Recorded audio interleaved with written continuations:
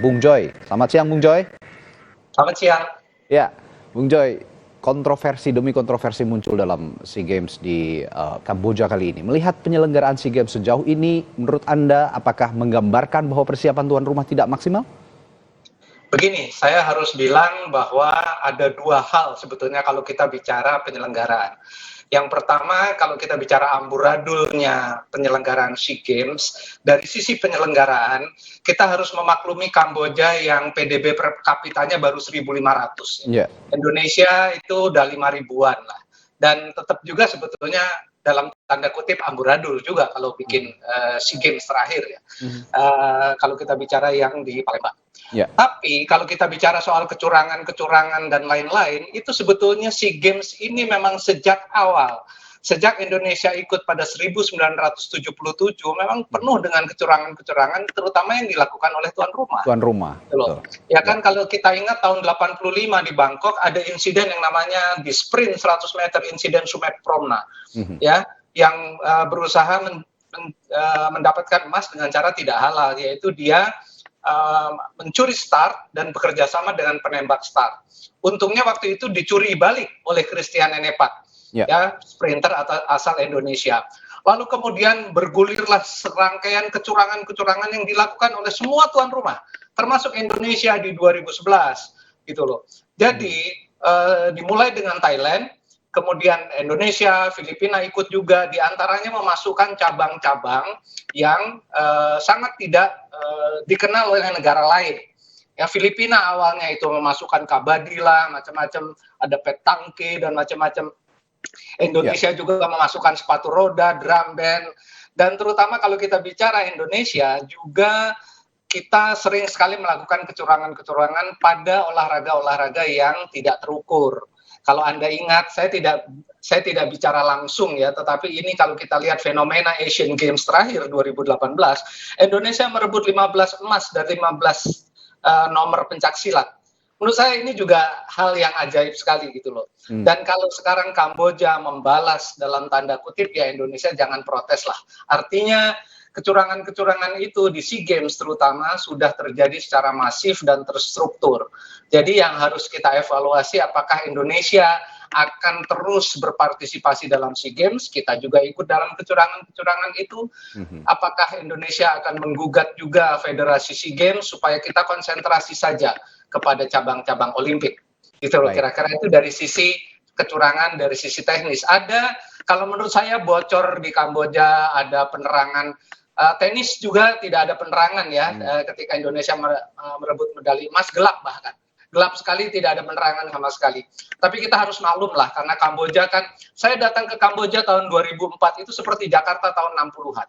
Ya. Gitu loh. Jadi kalau sekarang 20 tahun setelahnya, saya harus maklum Kamboja masih seperti itu. Baik, menurut Anda ini ada balas-membalas kecurangan begitu, artinya dalam tanda kutip membalas dendam demi dendam begitu ya, dari satu negara penyelenggara ke negara penyelenggara yang lain. Jadi kalau sudah begini Bung Joy, siapa yang bisa menghentikan balas-membalas kecurangan ini?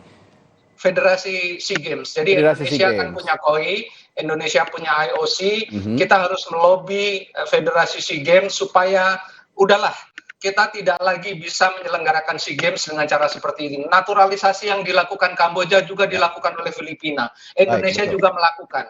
Gitu loh. Jadi kita tidak bisa melihat Kamboja sebagai negara yang memalukan. Kita juga memalukan. Filipina juga, Thailand juga, Singapura juga semua melakukan hal yang sama gitu loh. Jadi datanglah ke Federasi SEA Games, lalu kita bilang kita konsentrasi saja kepada cabang-cabang utama Olimpik. Itu barangkali yang akan membuat SEA Games ini kembali kepada semangat Olimpiade, yaitu sportivitas dan membangun karakter bangsa masing-masing lewat olahraga, bukan seperti ini. Oke, jadi Federasi SEA Games yang harus duduk bersama dengan negara-negara penyelenggara, terutama di Asia Tenggara karena ini penyelenggaraan SEA Games. Nah, jika Anda mengamati selama ini pengawasan penyelenggaraan SEA Games bagaimana, dan kalau di Olimpik kan jelas ada IOC yang mengawasi, sanksinya pun jelas. Nah, kalau Federasi SEA Games seperti apa? Ya, federasi SEA Games kan di bawah federasi itu sendiri. Jadi IOC sendiri sebetulnya tidak terlalu peduli. Bahkan mereka sangat tidak peduli dengan yang namanya SEA Games. Kan ini awalnya dari Southeast Asia Peninsula Games kan. Indonesia baru ikut tahun 1977. Jadi ini tidak di bawah Olympic movement, apalagi Ya. di bawah IOC. Jadi memang ini seperti pesta. Ya, kalau saya bilang ini pesta rakyat saja gitu loh. Tidak ada urusan dengan pencapaian cita-cita Olimpiade, tidak ada urusan dengan itu gitu loh. Jadi kalau kita mau menuju Olimpik yang lebih baik, menuju karakter bangsa yang lebih baik, ya semuanya harus sejalan dengan Olimpiade gitu loh. Jangan lagi ada cabang-cabang olahraga yang ya kecuali ya ini memang kita sepakat di antara negara-negara ASEAN, udahlah kita pesta tarkaman aja ini gitu ya. Ini kita pesta lucu-lucuan aja, nggak ada urusan dengan prestasi, ya silahkan aja. Tapi kalau mau kita menuju ke Olimpiade, jenjangnya adalah SEA Games, Asian Games, dan kemudian Olimpiade, ya harus konsentrasi kepada sekitar 40-an cabang saja yang betul-betul cabang yang dipertandingkan, diperlombakan di Olimpiade. Artinya begini Bung Joy, menurut Anda jadi yang saya tangkap dari pernyataan Anda, SEA Games ini jadikan saja sebagai ajang latih tanding begitu bagi cabang-cabang olahraga yang berkonsentrasi punya potensi untuk dimenangkan oleh Indonesia, begitu? Saya kira kalau kita standpointnya seperti itu, ya kita tidak perlu lagi mempermasalahkan kecurangan-kecurangan yang dilakukan oleh tuan rumah gitu loh. Nah, cuma masalahnya misalnya begini, pencak silat bercita-cita dipertandingkan di Olimpiade, lalu kemudian dengan segala lobbynya masuk juga ke lobby-lobby IOC gitu loh. Tapi dengan ancaman dari Kamboja kalau Indonesia tidak mau terima berbagai peraturan yang dilakukan oleh tuan rumah, tidak akan dipertandingkan lagi pencak silat, dan Indonesia kemudian menerima kecurangan itu kan sudah jauh dari sisi sportivitas gitu loh. Jadi sudahlah, kita di Federasi SEA Games ini maunya apa, kita duduk bersama, konsentrasi saja kalau saya ya, konsentrasi saja ke cabang-cabang Olimpik. Baik.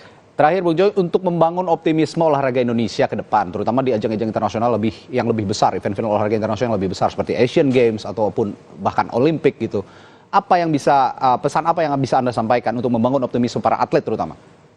Ya, saya kira kalau mau kita standpointnya SEA Games ini cuma main-main saja, ya sudah gitu loh. Lebih baik ya kita cari bonus saja lah kalau cari atlet gitu ya. Bulu tangkis sudah mengirim atlet-atlet muda. Saya kira juga cabang-cabang lain kalau SEA Games sudah kirim-kirim junior aja lah semuanya gitu. Mau dicurangi kayak mau enggak, kayak mau medali emas kayak mau enggak, biarin aja gitu loh. Kita konsentrasi saja ke Asian Games dan Olimpiade. Saya kira itu jauh lebih bermanfaat. Ya, there is a bigger event ya seperti Asian Games bahkan Olimpik, dan konsentrasinya cukup ke olahraga-olahraga yang memang potensial dimenangkan oleh Indonesia. Begitu menurut pengamat olahraga Anton Sanjoyo yang siang ini bergabung di Kompas Siang. Terima kasih banyak waktunya Bung Joy. Sehat selalu. Sama-sama. Saudara,